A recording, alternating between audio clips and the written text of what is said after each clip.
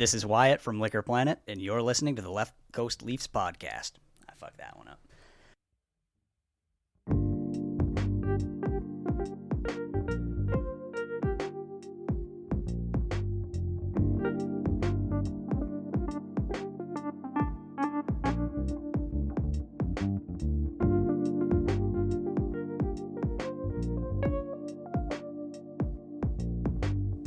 What's up, everyone? Welcome to episode 76 of the Left Coast Leafs podcast. I'm Sean Ord, and my good buddy Trevor Bass. No jersey again? No 76.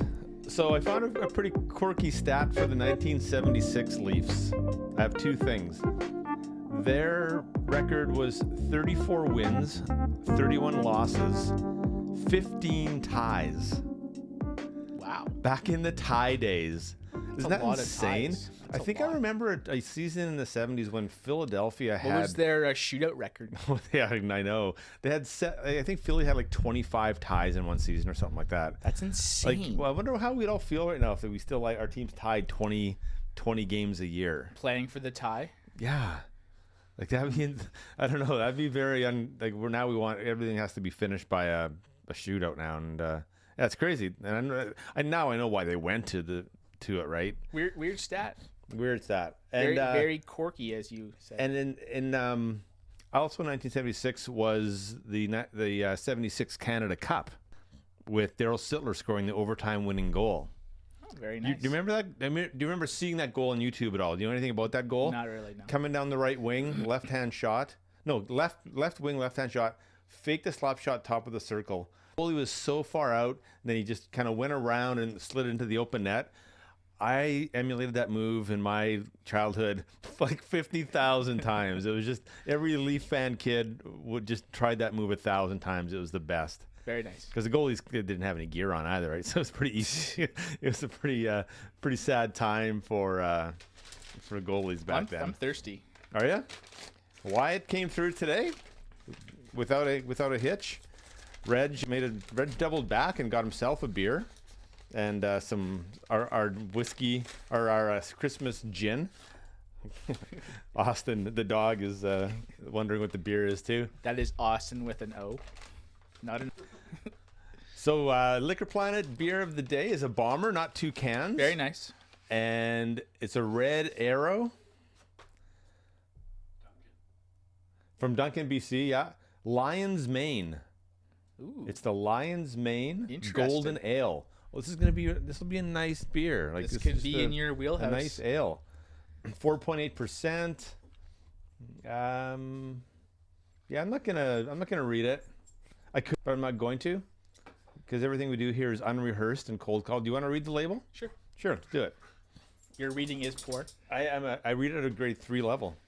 Lion's mane mushroom gets its name due to its long cascading tendrils that resemble the mane of a lion. Legend has it that those who consume this mushroom would get nerves of steel and the memory of a lion. The Red Arrow Brewing Company is honored to partner with Purica, such an iconic health and wellness company right here in our Cowichan Valley. Very nice. A couple stumbly spots there for you, but this isn't school. Fucking podcast, right? Wow. I haven't told you. Well, you don't point out my glitches. Why do you think I don't read it anymore?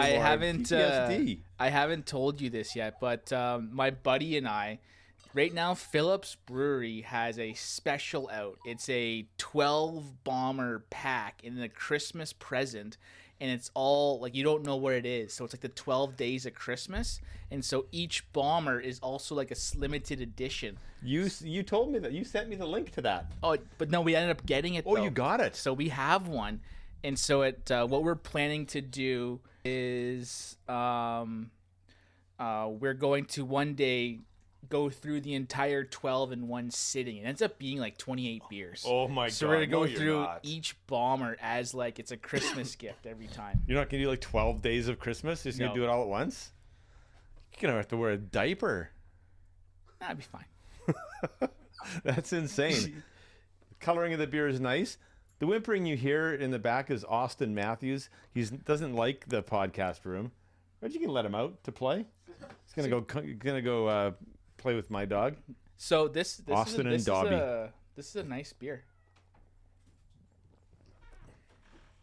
Oh yeah, yeah, it is. We'll talk about it at the end. We'll give our rating once we've consumed more of it.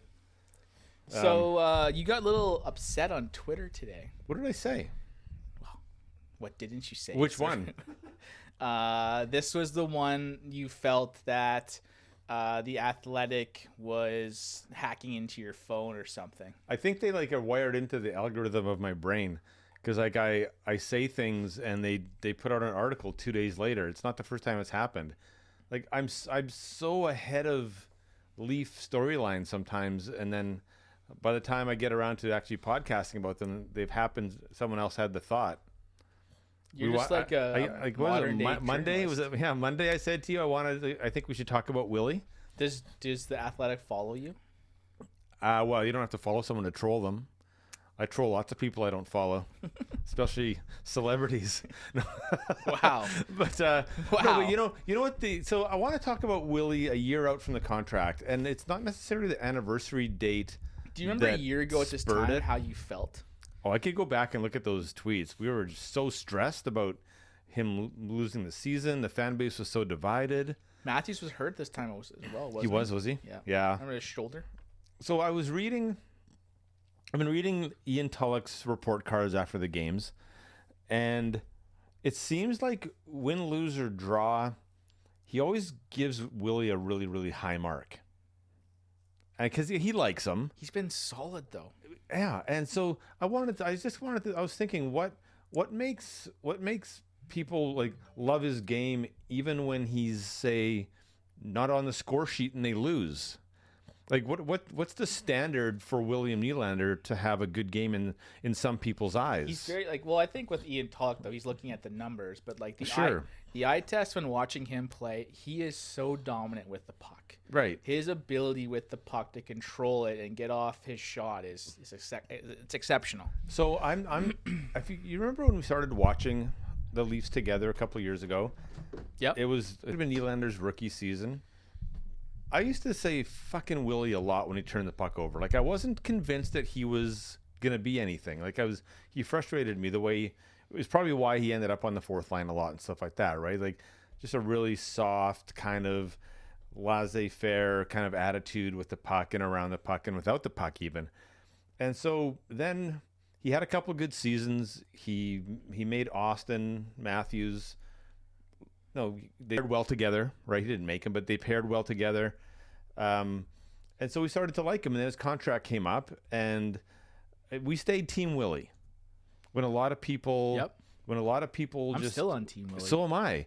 But a lot of people still can't stand the guy, want to trade him, believes that he's actually the bad contract on the team, which is the contract ridiculous. end up being such a bargain. It will end up. Yes. So I want to ask again, where's the bar for what we think William Nylander, what makes a good William Nylander game and effort, and because he's such a different looking kind of player when you watch him play. I have a lot of people expect or want him to be more bruising, be Brendan Gallagher, be Zach Hyman. You know what I mean? Like people dislike him because he doesn't pass that eye test for them. He won't take a hit to make a play. He won't go in there and take a beating. Am I like that right? He doesn't need to do that because he's so good with the puck, though. Yeah. So where I kind of started to look at Ian's ratings and say, I don't really care that he was 57% Corsi that night or possession.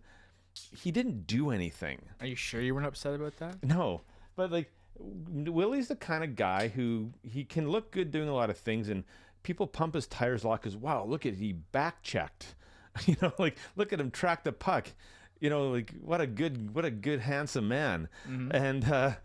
and so like, but the puck wasn't going in the net. Matthews wasn't scoring. So what's it all about, right? And so I started thinking, and so what is the point of this rambling on? Who is Willy? Who is Willy to you? Have you been taking drugs today? No. But Willy Nylander is a very polarizing player. He is. Like, if his name was Joe Smith, would he be a polarizing player? No, I think that with the fact that you can call a guy a Willy is kind of funny. No, but okay. Here's my point, and I don't want to. You think that I'm down? Get it off your chest. I'm down on him. Just let it go. Okay, but there's something that I need to see with my own eyes more from Nylander, and I need to see numbers on the board.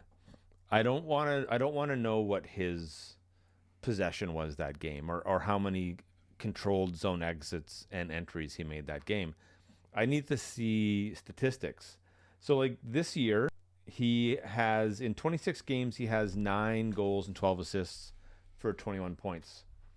So That's pretty good. that projects out to 28 goals, 37 assists for 65 points. Nothing. Which is no, I have a calculator on my smartphone. I pay $12 a month for the app, and You don't get a free calculator with your Android? there's free calculators.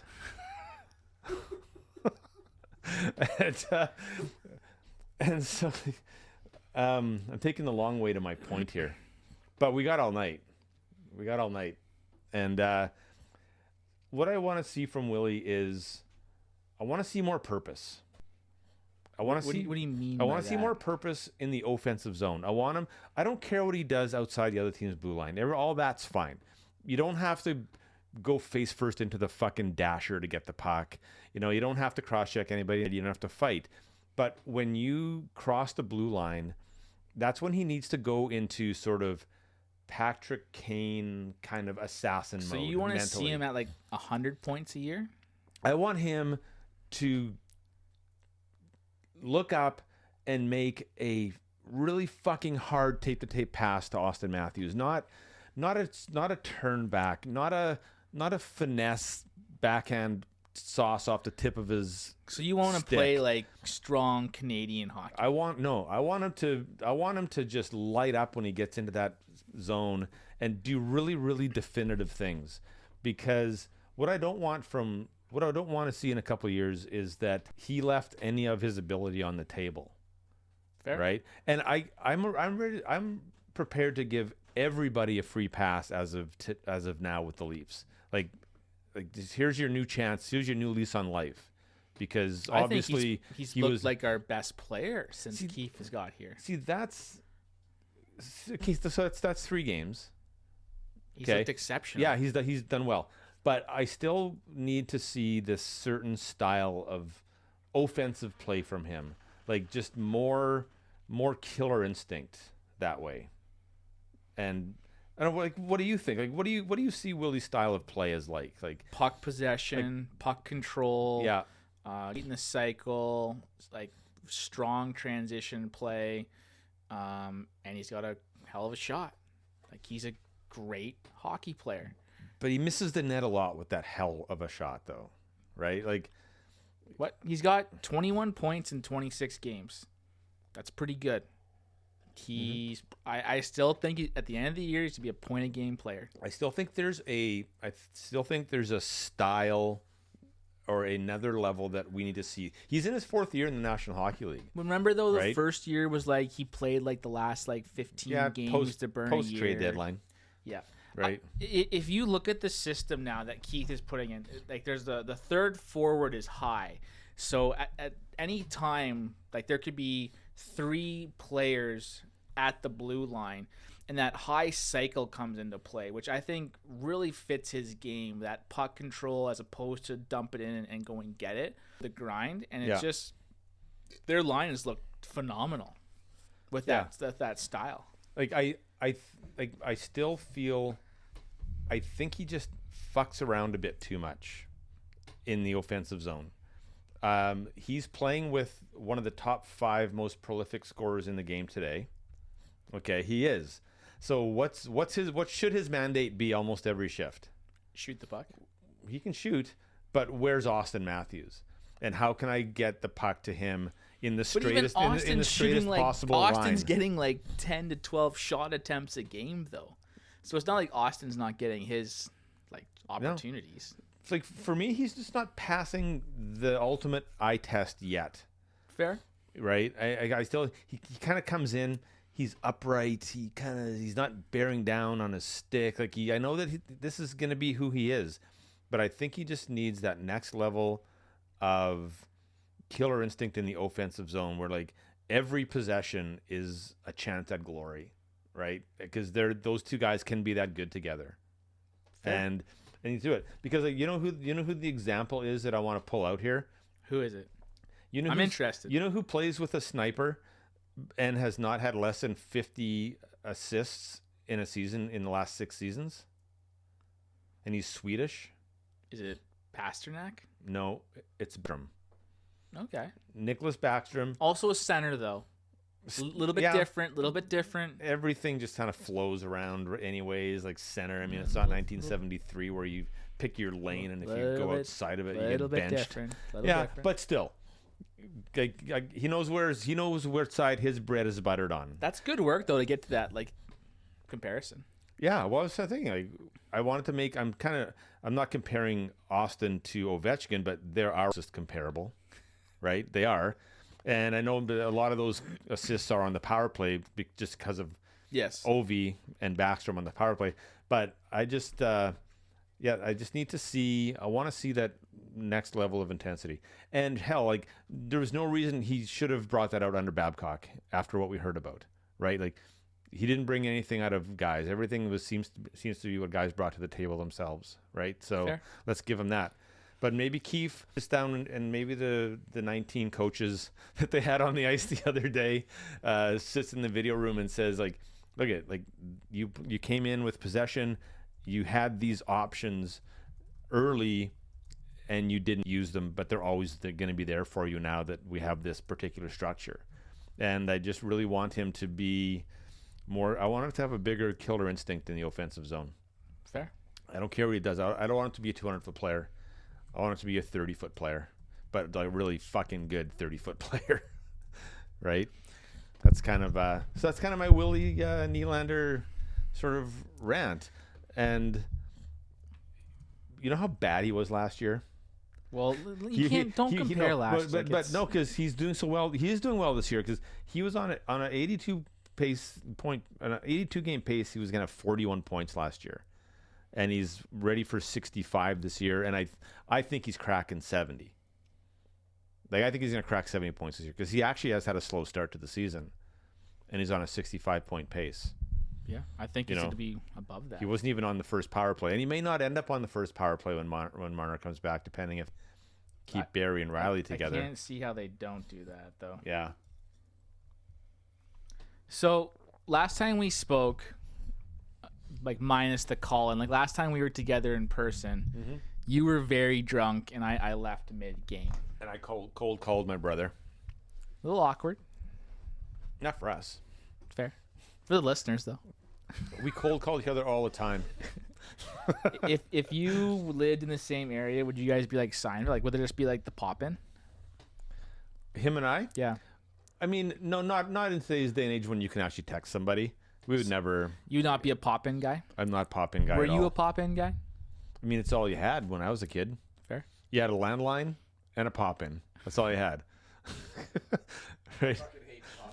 I mean, why do you think guys like why do you think there's like always that sock on the door code? Like, you know, like you don't enter. Because there's a pop going in? Because you couldn't text the guy. You couldn't text a buddy or say, hey, I'm on my way. And the guy's like, no, I'm filming or whatever, right? And he didn't catch that. Shaking my head. So what has been your first impression? Just say, okay, boomer. Of Keefe. Of the game. I think there's a lot of joy in their game right now. Do you know, like, a few weeks ago, you posted on Twitter, you're like, I'm watching every second of this year. Like, I'm not going to not watch. And it turns out you chose not to watch the third period and the shit kicking on Wednesday night. Well, that's because I saw the final score, which I didn't mean to. So I missed the first period. No, I watched the first period. Just saying. Had to go out, PVR'd the second and the third. You talked a pretty big game a few weeks ago. A notification came on my phone that the Leafs won 6-0. So I watched the 3 goals in the second period, and then I moved on. See, like I'm surprised. I felt bad for Jonathan Bernier. He's a Leaf alumni. And he had diarrhea. Like, I didn't want to see some goalie like shit his pants on the Yes, you did. on the ice. That would have been so You would've funny. you would have loved that. Imagine that game. If there was poo on the ice, Imagine you'd have that been game so where happy. when the Leafs had those white pants in Washington, and some guy got racked into the boards and they like shit his pants. Do you think he wore a Depends for the game? Uh, Honest question. no. I was gonna say depends, but that would have been a really bad dad joke. Classic. My first impressions. Classic Trevor joke. My first impressions of Keefe is that he's just pushing all the right buttons emotionally right now for the team. Yeah. But on the ice, I think my biggest first takeaway was the whole regrouping thing. Mm-hmm. Like the whole not dumping it. The high cycle. Well, just like hockey's been like, oh, I'm tired. I'll give the puck to the other team and we'll go change now. Yep. And when you say it like that, it sounds like the most stupid sport in the world. And now they're like, That's they're what actually, dumping is. I'm tired. Well, I'll put it back to my D. We'll change and we'll still have the puck with fresh legs. Like, did it honestly take till 2019 for somebody to figure that out? Well, Like- pretty like Talk about an establishment. exactly. on many levels, right? Yes. But so yeah, like, what about you? I think it's been how well the Powers looked. Mm-hmm. They're not doing that weird back cross pass anymore. Yeah. They're playing as a more like a less with as like a 5-man unit, so it doesn't matter if the D-man is down low or up high or forwards up high. Yeah. You see that third forward a lot of the times is very high in the offensive zone, Yeah. so they're back towards the blue line, which I think has been like problematic for the defense.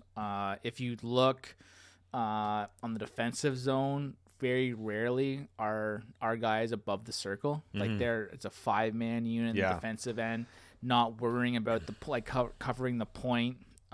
So I think it's been very good. The one thing I've always envied about the Boston power play is that there is this constant motion, and they're always, I don't know how much of it's actually by design or how much of it is just go be creative. That's now. But like, and we always get scored on, and other teams obviously. But when that Bergeron or Marchand just slides into that soft spot about 15 feet out to one side of the net or the other, Yep. and they just get that one timer from there, and so it looks like that's what we're working towards, is just more stuff like that. Yeah, and like we didn't really see the penalty kill. There was no penalty kill on Wednesday, but No. 4 for 5 last weekend. I thought it was well.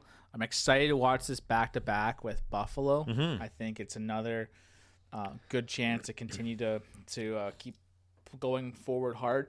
You put a tweet out being like, how many games are we to win the first 10 under Keefe? Yeah. I went 8-10. You I did, think did you? they're going to go on an absolute fucking roll Okay. right now. And they look good. And I guarantee you, Marner's like, I want to be playing this lineup. He's probably chomping at the bit. Yeah.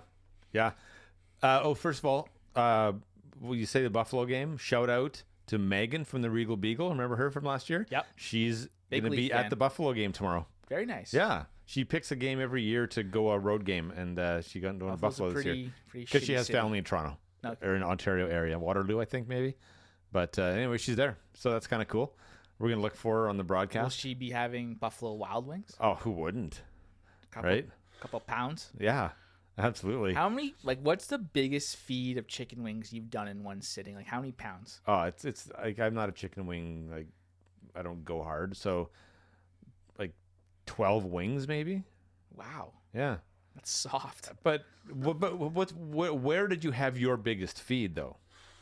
I don't know. Like what my back biggest east or feed on the is. West Coast? Because Like- it's not a huge West Coast like thing. I think at no point, like, I think probably like 2 pounds would be like, I haven't gone more than that, just because it's like unnecessary. Like, you're Yeah. not going out just to gorge yourself. Once I ate 17 pounds of halibut No, you didn't.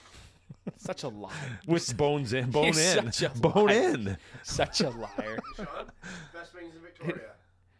The best wing Victoria that I have would probably be, what's the name of the place? I'm trying to think of it now. It's right beside McDonald's. The Pandora one by my work? No, it's near Finleyston no, it's not, just off Shelburne. I can't remember right now. Oh, Ahmad Hunters? No, it could be 1550s. McRae's? 15, 16 or whatever. Yeah. Okay. That's it. Yeah. Last time the Leafs won the cup, wasn't it? 15, 16. So here's a question. When Marner comes back, who moves off the first power play? Willy. It will be? I think You so. think they're going to keep Barry and Riley together? If Barry keeps going like this, fuck yeah. What if it's Riley? Riley's been bad this year. Like he's been sloppy. Yeah. But everybody gets a mulligan. It's like mulligan season. Everyone gets one shot off their score right now, Fine. right? But even Everyone gets one kick out of the bush. I used to take like 20 of those around.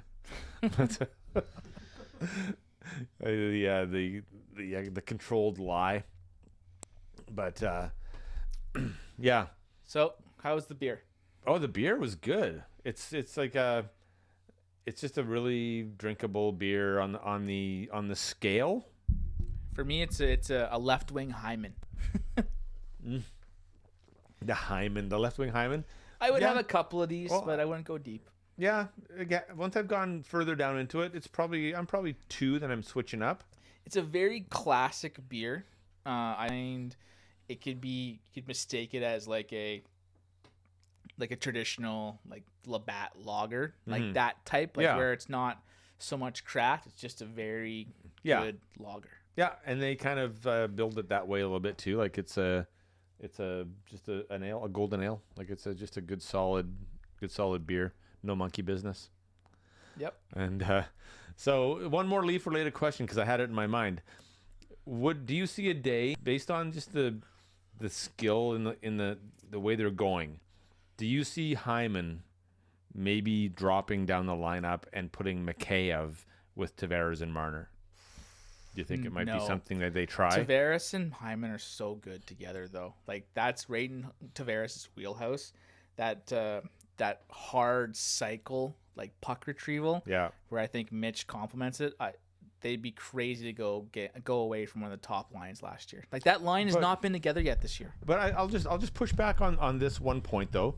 They're not dumping it in the corner where they need Hyman to go and get it as much anymore. So that might be why that could be going through the coaching staff's mind. Just putting that out there. You know that a Twitter follower said he'd like our pod to be longer? Really? Yeah. I just kind of said, no, you don't. You've always you've always tried to keep us like in that 20 to 30 minute Yeah, wheelhouse. I think that's a good that's a good Where are we range. at right now? 27. Right in that wheelhouse. So once we add Wyatt swearing at us and our intro and outro, we'll be right at 30 minutes.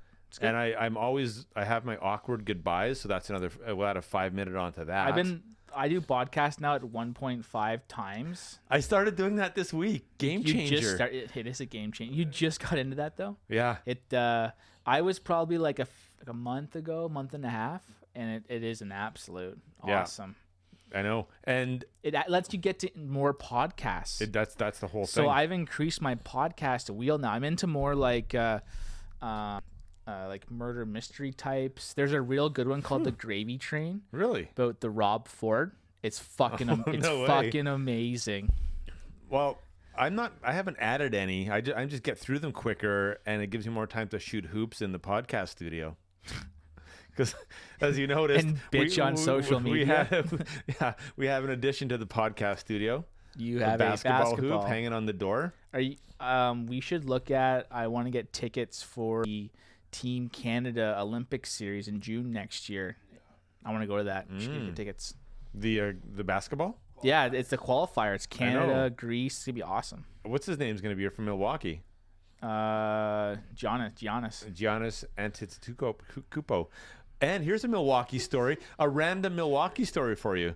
So my brother, friend of the show, well, co-host number 2, he just started a job at Johnson Controls, and he has a 3-week training in Milwaukee in January. Now, you'd think Milwaukee in January, that's pretty sketchy, and it is. The weather's awful, but there's going to be 5 Milwaukee Bucks while he's there. So that's pretty cool. Very cool. Yeah, no Raptors games, though. Fair enough. The Raptors won't be there, but that's still pretty good. You can go see the Greek Freak play 3 times, 5 times, yeah. So, anyway, so I'm not shitting on Willy. I just don't want his career to be over and say he was Alexei Kovalev 2.0, right? I like one of the most skilled guys to ever lace him up, but just couldn't finish the job. I want to become Patrick Kane 2.0 and just become an assassin because I think he can. On that note, go Leafs go. Go Leafs go.